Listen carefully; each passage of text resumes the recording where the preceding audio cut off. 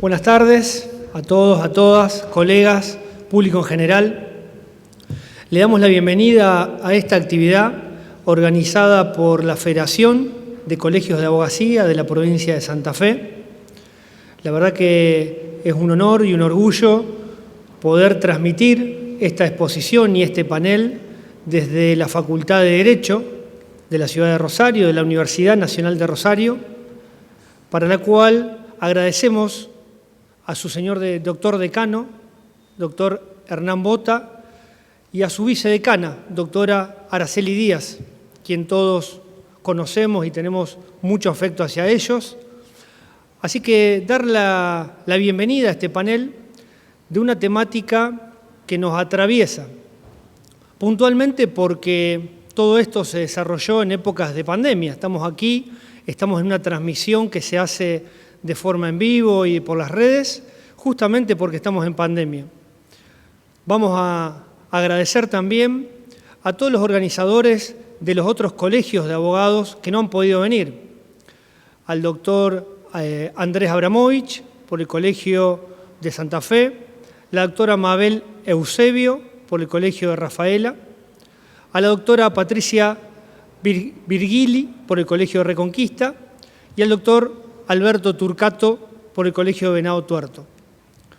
Antes de la presentación, agradecemos a la participación activa de todos los colegios de la provincia, en especial por los años que nos han tocado vivir, en el 2020-2021, donde la unión de la abogacía hizo que podamos trabajar, que podamos desarrollar nuestra tarea y que día a día podamos avanzar en el desarrollo de los expedientes.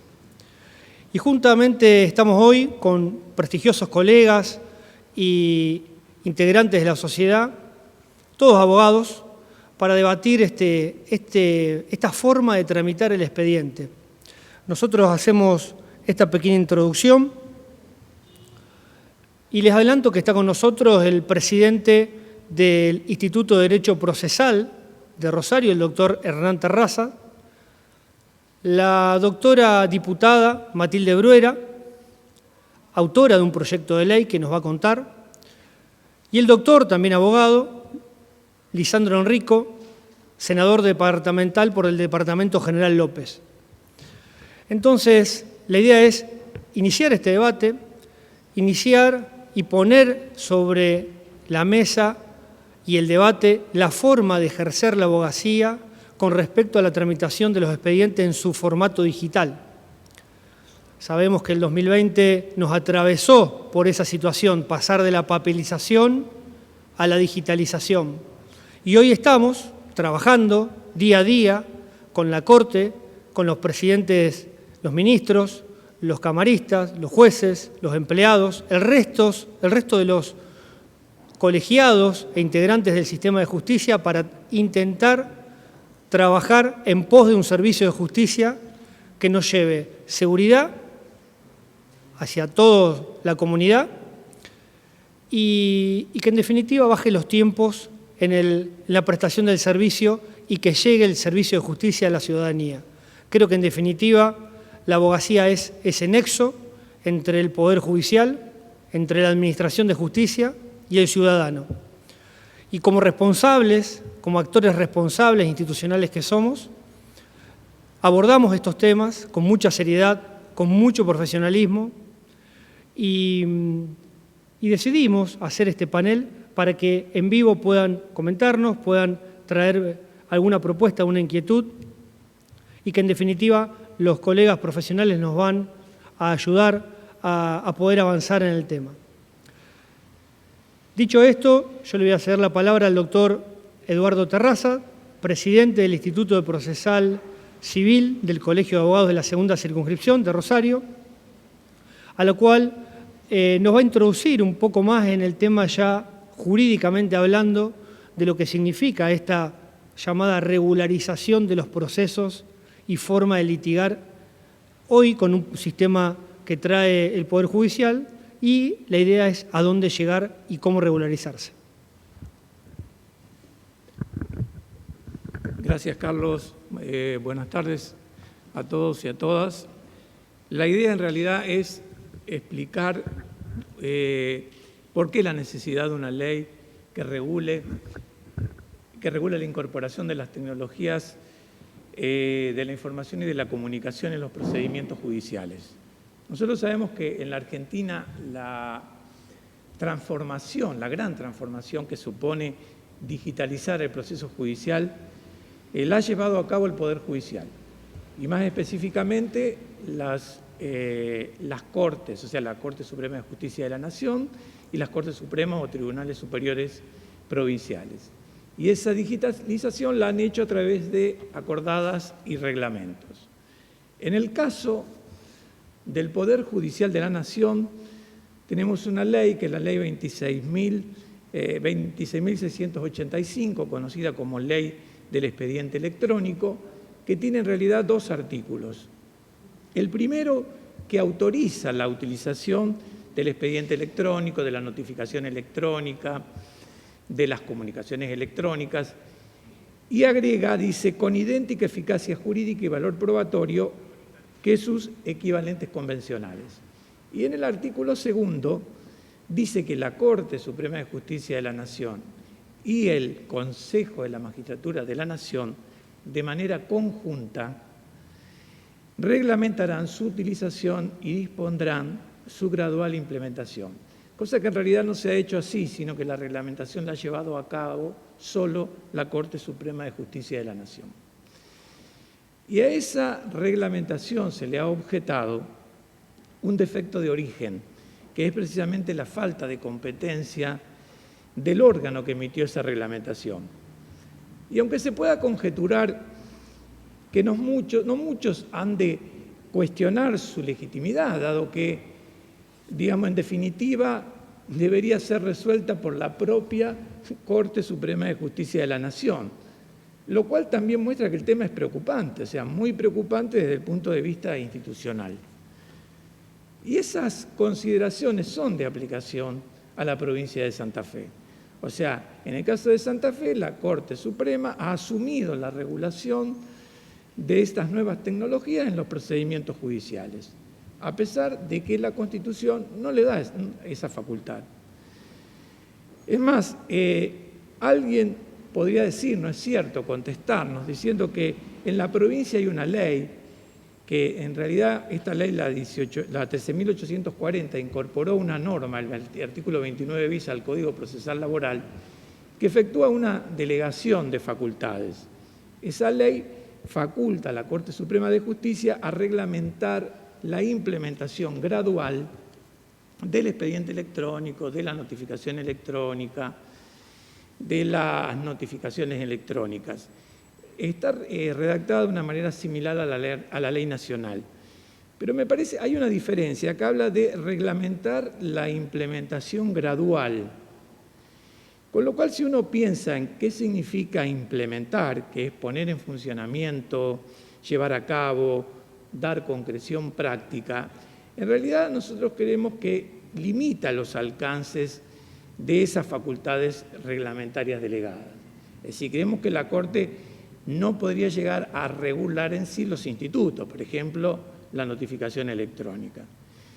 Por otra parte, la Constitución de la provincia de Santa Fe es muy clara. En el artículo 54, en el inciso, artículo 55, inciso 4, dice que es atribución de la legislatura dictar las leyes de organización y procedimientos judiciales. Y eso luego lo refuerza en el artículo 97, cuando dice que la administración de justicia se rige por una ley reglamentaria de su organización y por los códigos procesales. Con lo cual nosotros advertimos que en la Constitución provincial se respeta el principio básico de que la jurisdicción es sujeción solo a la ley, con lo cual queda descartada la posibilidad de que los jueces dicten las normas por las cuales después habrán de regirse, lo cual no solo vulnera, digamos, la distribución de competencias que ha hecho el constituyente, sino que además afecta al principio de legalidad y, en definitiva, también termina vulnerando la imparcialidad judicial. Si nosotros vemos la Constitución provincial, La Corte Suprema de Justicia, aparte obviamente de la actividad jurisdiccional, solo puede proponer reformas de organización y procedimiento y además ejercer las funciones de superintendencia, lo que la ley orgánica llama el gobierno del poder judicial. Pero esas son atribuciones administrativas, o sea que de ninguna manera pueden alterar o contrariar las normas procesales. Razón por la cual nosotros entendemos que el artículo 29 bis del Código Procesal Laboral no suple esa falta de una ley, o sea, que es de una norma que regule específicamente estos institutos. Sobre todo, además, porque esta norma se incorpora en un Código Procesal Laboral, una norma que se aplica en realidad a todo procedimiento administrativo judicial que se desarrolle en la órbita del Poder Judicial, con lo cual excede ampliamente digamos, lo que sería la competencia o el ámbito que puede regular un Código Procesal Laboral. En otras palabras, lo que queremos decir es que esta norma no autoriza a prescindir que se dicte una ley que regule específicamente estos institutos, es decir, las presentaciones electrónicas, las notificaciones electrónicas, el domicilio electrónico y sus correspondientes efectos, ya que una inteligencia distinta nos llevaría a pensar que ha habido una delegación ilegítima de facultades que son propias de la legislatura. Y además se afectaría con esto la imparcialidad judicial y sobre todo el derecho a un recurso efectivo, porque como dijimos, frente a una impugnación de legitimidad sería la propia Corte, en definitiva, la que terminaría resolviendo el problema, y con lo cual se afecta también el derecho a un recurso efectivo, la garantía que está específicamente reconocida en la Convención Americana sobre Derechos Humanos. Ya para concluir diría que una cosa más, que en la doctrina especializada y en la legislación comparada, y hablo de países que son muy cercanos al nuestro, digamos, desde el punto de vista del sistema jurídico, como es el caso de Italia y España, esta introducción de las nuevas tecnologías se ha llevado a cabo a través de leyes que han dictado los parlamentos. Y esas leyes son luego reglamentadas por los poderes ejecutivos, es decir, como está mandado, como está ordenado en nuestra Constitución provincial. Y además hoy existe un amplio consenso en el sentido de que la digitalización no implica un nuevo proceso, sino algo mucho más modesto, que es una nueva forma de gestión judicial.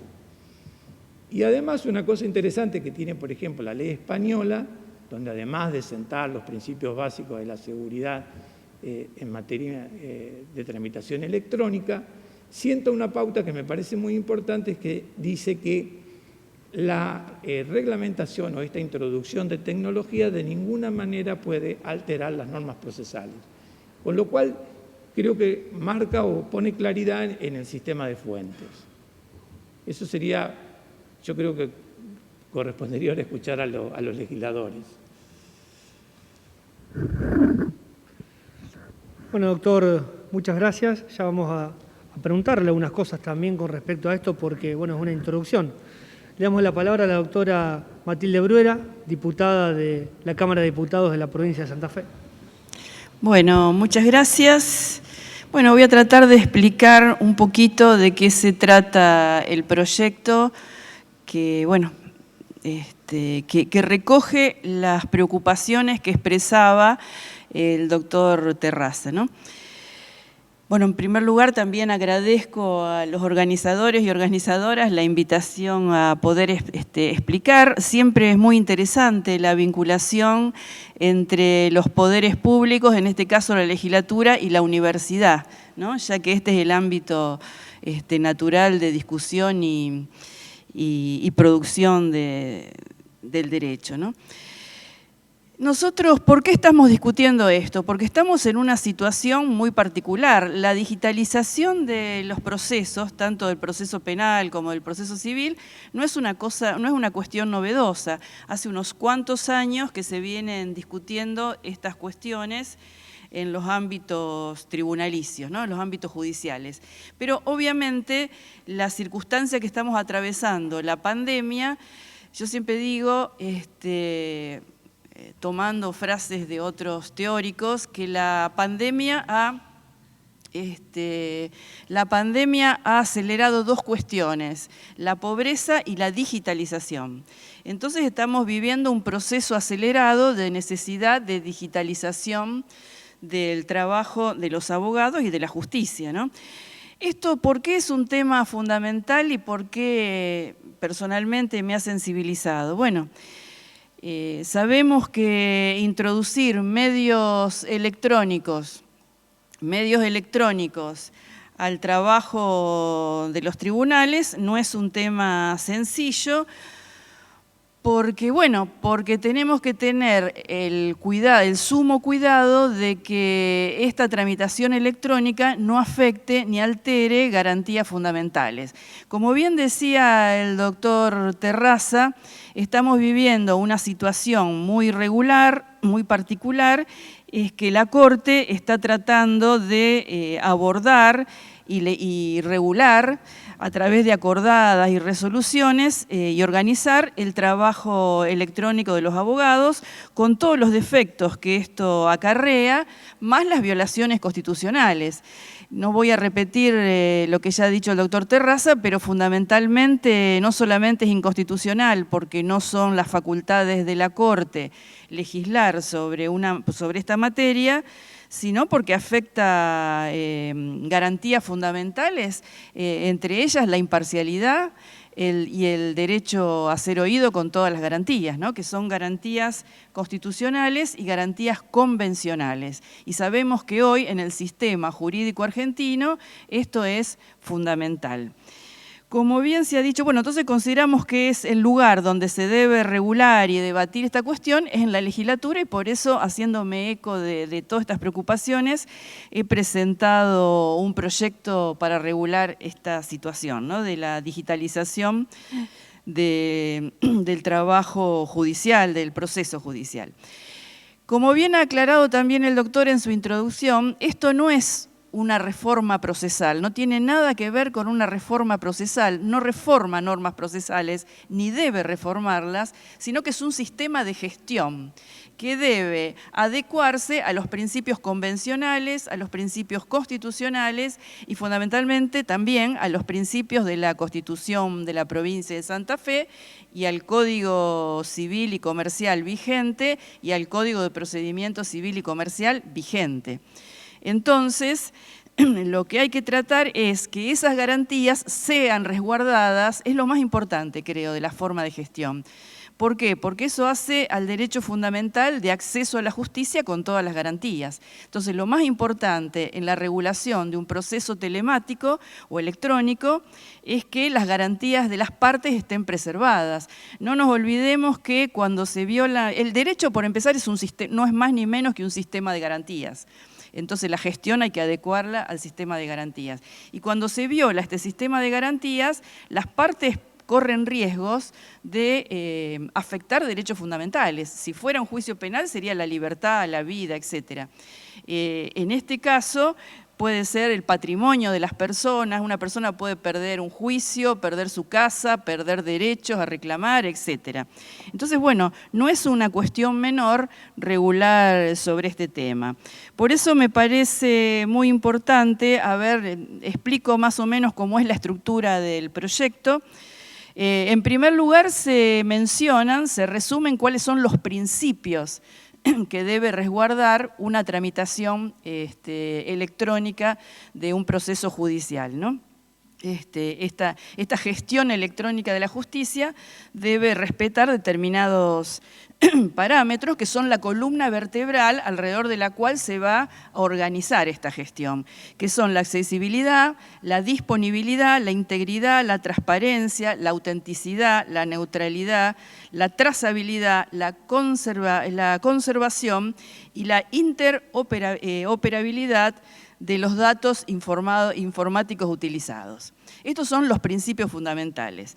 En base a eso, también en el artículo 4 del título segundo, el artículo 4 de nuestro proyecto, establece que la instrumentación deberá ser justamente con lo que venía diciendo, ¿no? Respetando los principios del Código Civil y del Código de Procedimiento Civil y Comercial.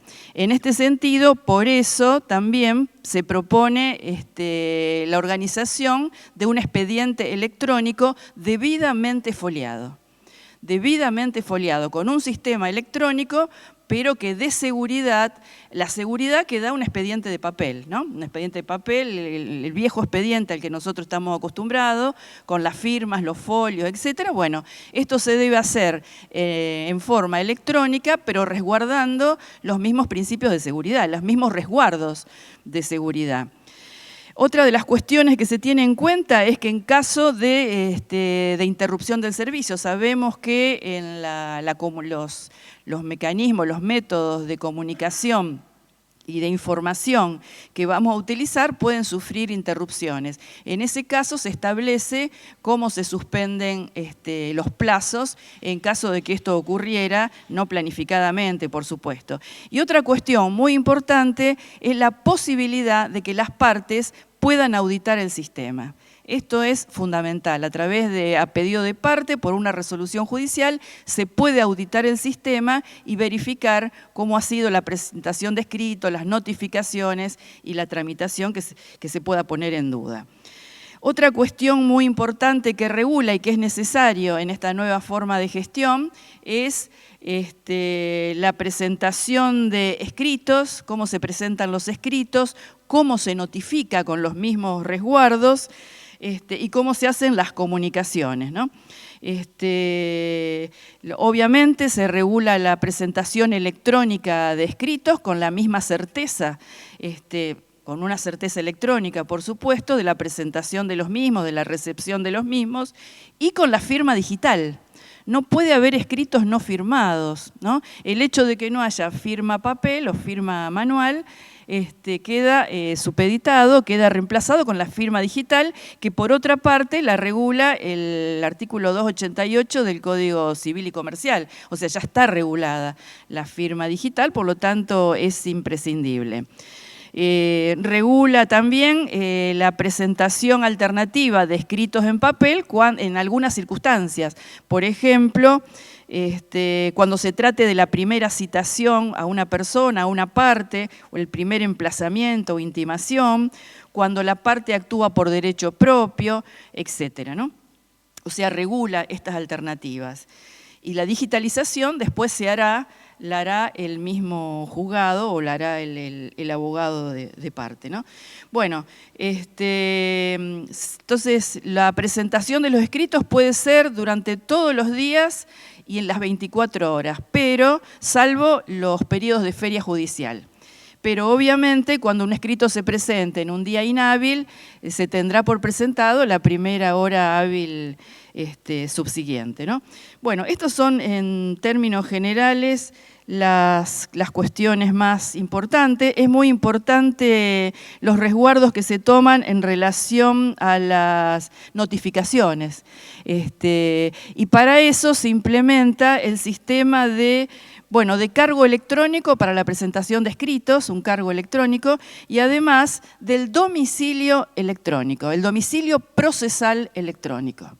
No puede dejar de haber domicilio procesal, no se pueden subir las notificaciones o los escritos a un sistema común, sino que las notificaciones deben ser efectivas y a un casillero electrónico. Por supuesto, el domicilio procesal electrónico se constituye, y como lo establece el artículo 37 y 38 del Código de Procedimiento Civil, o sea, hay que constituirlo y debe ser aceptado, ¿no?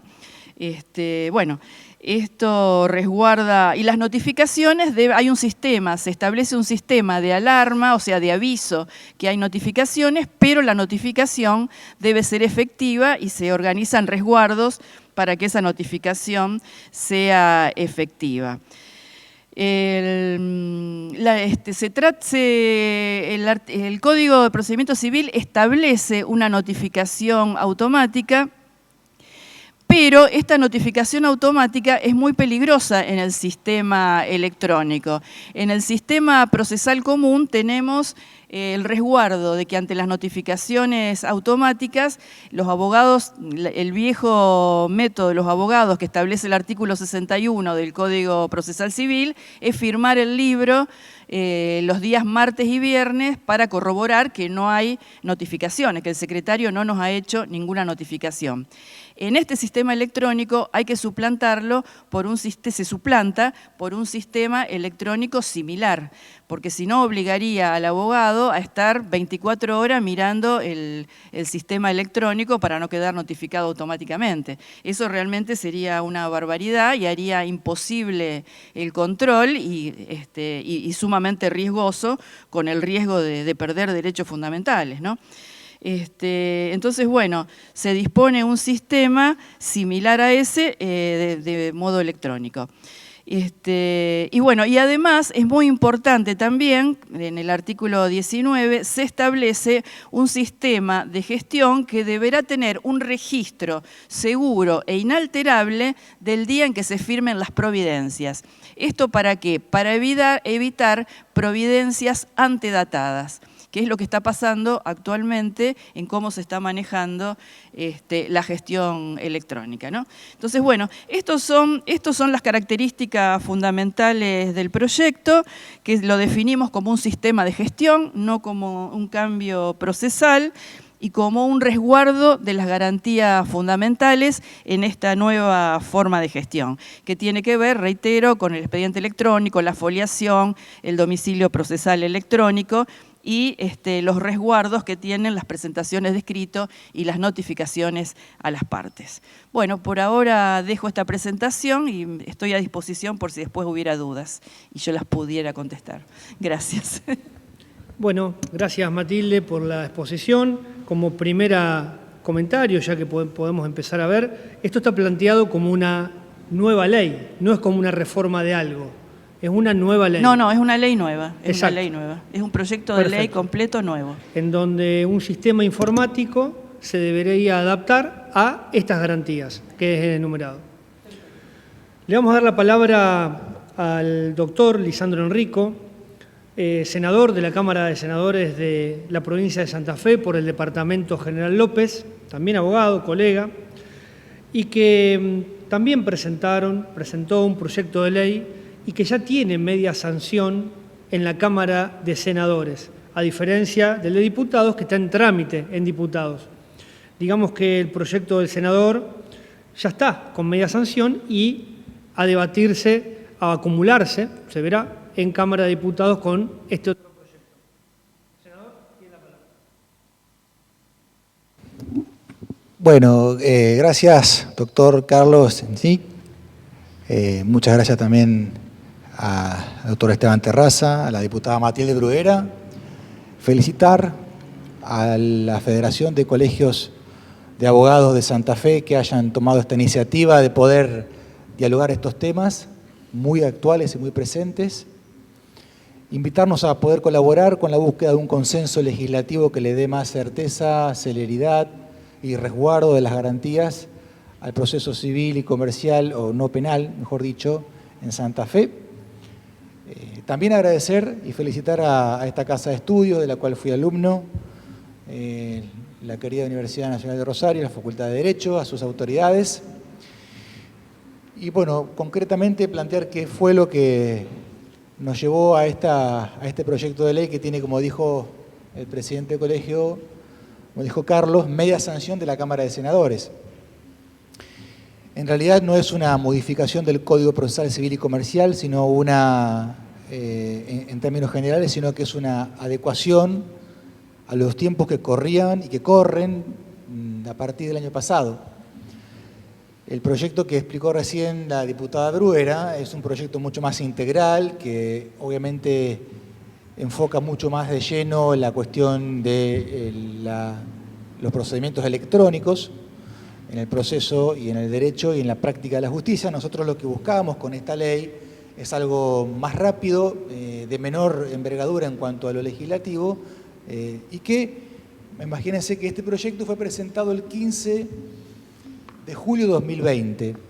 En esa época, lo traumático que fue y que es para la sociedad la pandemia, también fue y es traumático para el ejercicio de la profesión liberal de la abogacía y para los procesos penales, perdón, procesos civiles y comerciales de otra índole que se dieron en Santa Fe.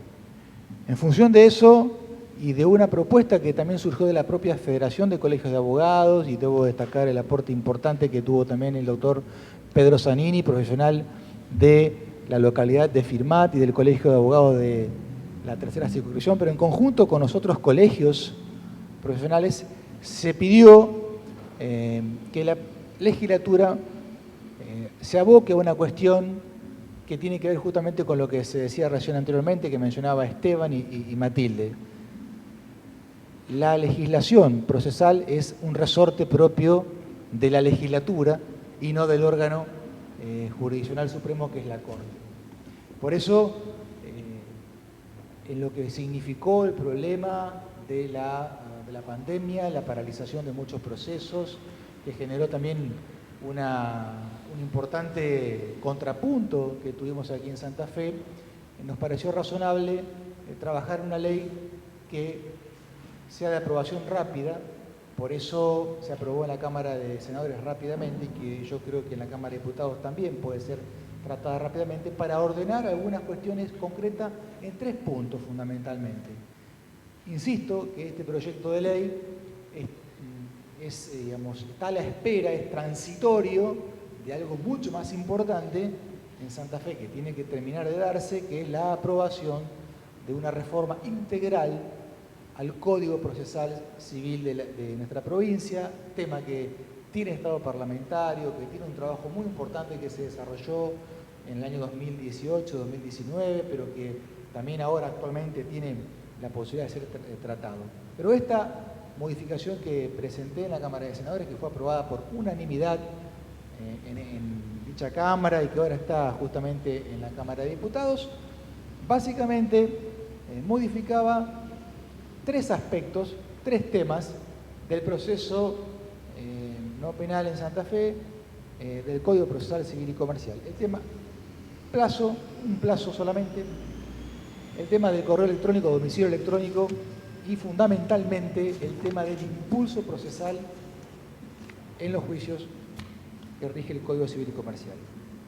Solamente en 6 artículos, a diferencia del proyecto de Matilde, que busca una modificación integral, como decía, o una introducción de toda una cuestión importante y que sin duda tiene mucha vigencia. Esto es, si se me permite la expresión, un retoque coyuntural, pero muy importante, hasta que tengamos una ley procesal civil y comercial nueva en la provincia de Santa Fe. Puntualmente, ¿qué modificamos en este proyecto de ley, que son los puntos que dije anteriormente? El impulso procesal, el correo electrónico o el domicilio electrónico y la cuestión de los plazos. Lo siguiente: ya es conocido la utilización de correo electrónico y demás, pero nosotros en el artículo 37 y 38 del Código Procesal Civil y Comercial establecemos que además de denunciar un domicilio legal en el ámbito del juzgado, cada presentación tiene que tener acompañada también un domicilio electrónico a través de un correo electrónico. Eso, si bien está es una práctica, con esto lo que estamos haciendo es normativizando y obviamente asumiendo la legislatura un rol que le es propio. En segundo lugar, modificamos una cuestión que tiene que ver con el famoso tema de la notificación automática. Si bien se mantiene los días martes y viernes, al establecer cada parte un domicilio electrónico, tenemos que prescindir ya del famoso cuadernito de firma y permitir que esa notificación automática se dé a través de la vía electrónica. Eso también está establecido en el artículo 61, como bien decía recién la diputada Bruera. En cuanto a los tipos de actos procesales notificables por cédula que están establecidos en el artículo 62, mantenemos los mismos tipos, los mismos 8 incisos de ese artículo que establecen cuáles son los actos procesales que tienen que ser notificados por cédula, pero agregamos una cuestión que es importante y la voy a leer concretamente porque es un párrafo simplemente en el artículo 62. El pedido al final del artículo el pedido de notificación y el impulso del proceso corresponderá a la parte interesada, la cual lo deberá peticionar en forma expresa, por escrito o electrónicamente. Y esto sí tiene que ver con un tema importante que se discutió mucho el año pasado, cuando la Corte asumió funciones que, producto de la emergencia de la pandemia o no, no correspondía que la Corte como tal adopte medidas de tipo legisferantes, porque fueron disposiciones, fruto de acordadas, que directamente afectaban el proceso. Y lo que se dijo claramente acá, que tanto mencionó Carlos como Esteban, el debido proceso, o sea, el debido proceso hay que garantizarlo, y la garantía que tienen todas las partes, los justiciables, es la ley. Cuando un órgano no legisferante, como un tribunal, asume funciones legislativas, se está violentando ese principio. Por eso, y para evitar lo que se dio durante el año pasado, la incorporación oficiosa de notificaciones que se fueron dando, hoy creo que se ha corregido, Carlos, ustedes los colegas me lo pueden decir, pero el año pasado se daba el caso de juzgados que, cumpliendo disposiciones emanadas de la superioridad, procedían de manera oficiosa a notificar actos procesales que en un proceso como el civil y comercial, que es netamente dispositivo, o sea que no es, digamos, es impulsado por las partes, la verdad que afectó mucho el funcionamiento, no digo del proceso, pero sí en función de la composición de conflictos. Justamente la posibilidad de los profesionales, de los abogados, de buscar mecanismos amigables de solución de conflictos, la cuestión que tiene que ver con el desarrollo profesional no solamente en el expediente, sino fuera del mismo, pero sobre todo quien es dueño de la acción es quien es titular de la acción. No parece razonable que sea o que haya sido la judicatura la que notifique los actos procesales. Por eso esto sí es importante establecerlo, que en esta ley pequeña, una ley de 7 artículos, establecemos que el impulso procesal y la notificación es algo que le corresponde a la parte y no que le corresponde al órgano judicial.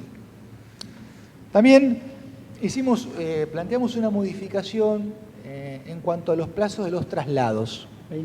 En el artículo 89, establecido el plazo ordinario, excepto que haya un plazo específico, es de 3 días y nos parece adecuado, por la práctica profesional y la demanda que tienen los colegas, llevar ese plazo ordinario de 3 días a 5 días en general, lo cual permite un mejor desarrollo y aparte más tiempo para peticionarlo, para elaborarlo, etc. Finalmente, y para terminar con lo que es la descripción de este breve proyecto, en el artículo 10º, mantenemos un criterio que nos parece razonable tenerlo. A ver, estas leyes no se pueden hacer solamente ni los legisladores encerrados en nuestras oficinas, ni los jueces proponiéndolas o haciéndolas en las acordadas. Este tipo de modificaciones, este tipo de legislación necesita necesariamente, perdón de la redundancia, de la contribución, de la mirada, del aporte de todos los actores. Obviamente la justicia, desde luego, como lo están haciendo aquí, los profesionales a través de sus colegios, que gremialmente los representa, y obviamente también los legisladores que tenemos que en definitiva tomar la definición legislativa. Por eso, en el último artículo, establecemos que cualquier modificación que tenga que hacerse al respecto, inclusive la reglamentación, se haga a través de la comisión asesora que, como digo, no solamente la elabore la Corte misma, sino que participen los colegios profesionales, el Poder Ejecutivo, el Poder Legislativo y, desde luego, el Poder Judicial. Bueno, básicamente ese es el aporte que humildemente hacemos a este tema. Como le dije anteriormente, es una ley de tipo transeccional, es una ley que está a la espera de una reforma integral del Código Procesal Civil y Comercial, pero que de alguna manera atiende a los reclamos y las demandas de los que realmente litigan y que de alguna manera ordena algunas cuestiones que con las acordadas había quedado un poco en el aire y le da certeza al proceso.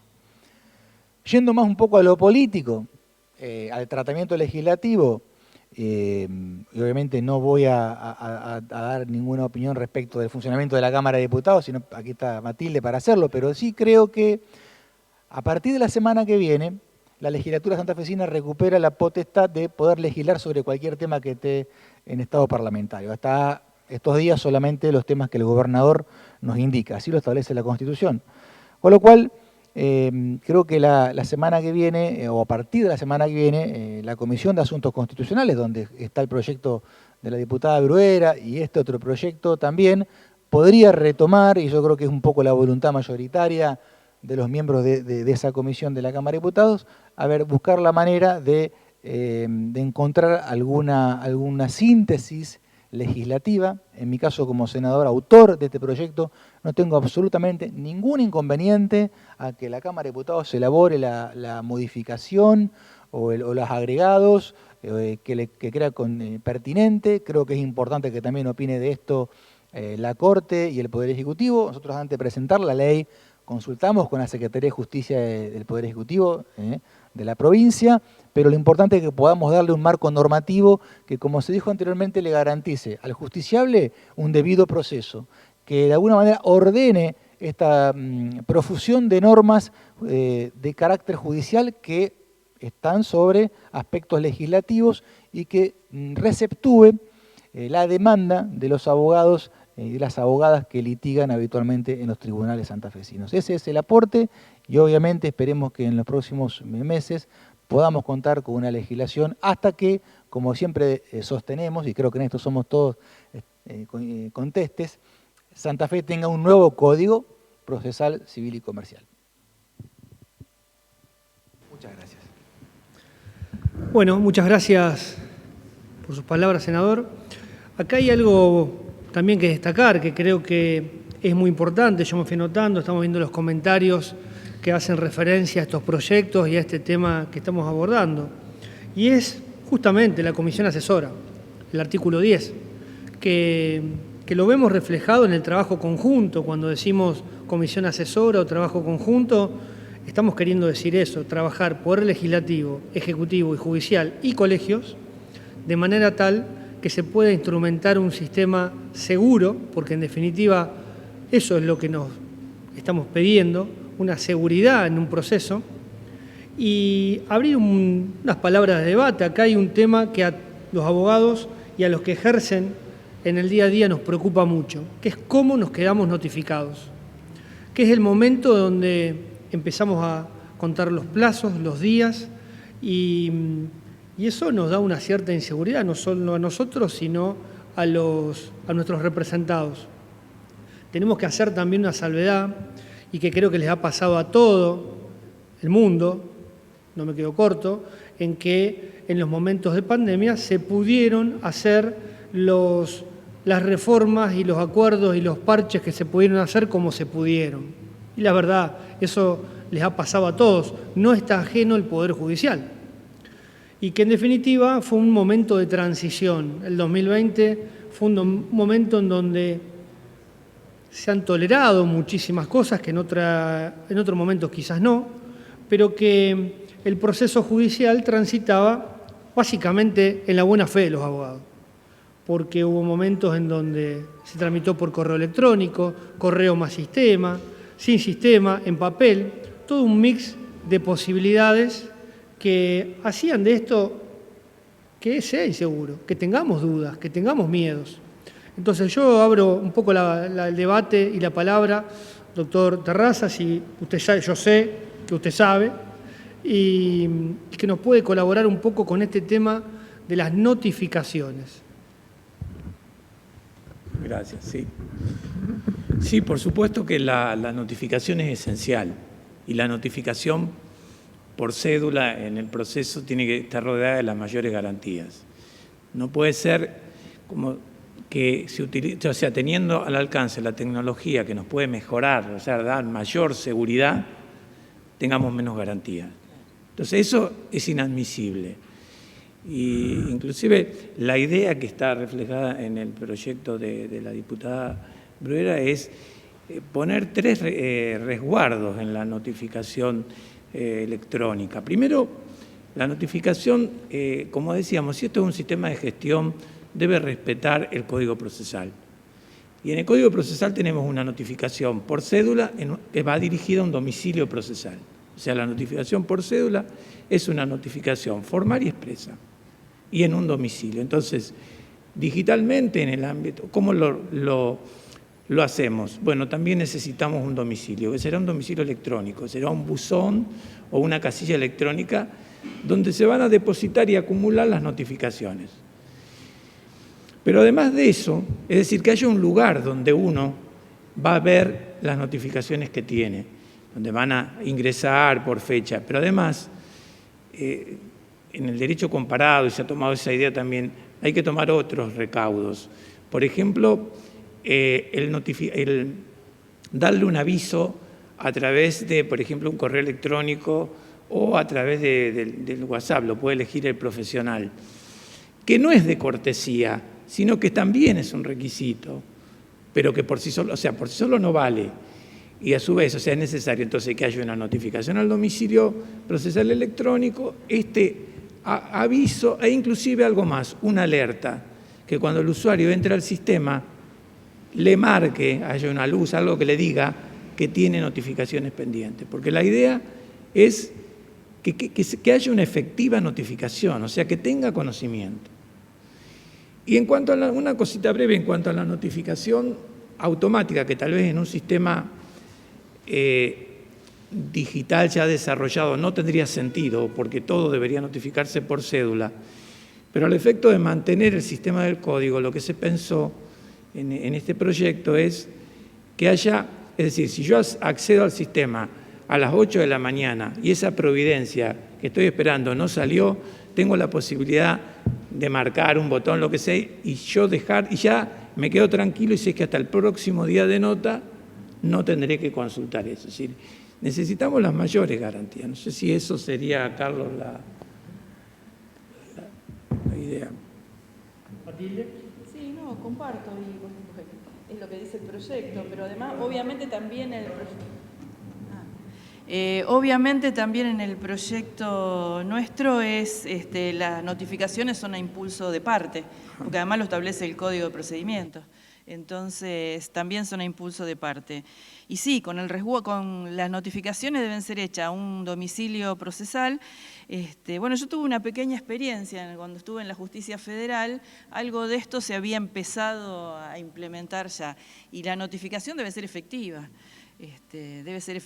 No solamente, yo creo que no solamente debe ser un correo electrónico, sino que debe ser un domicilio electrónico constituido y aceptado.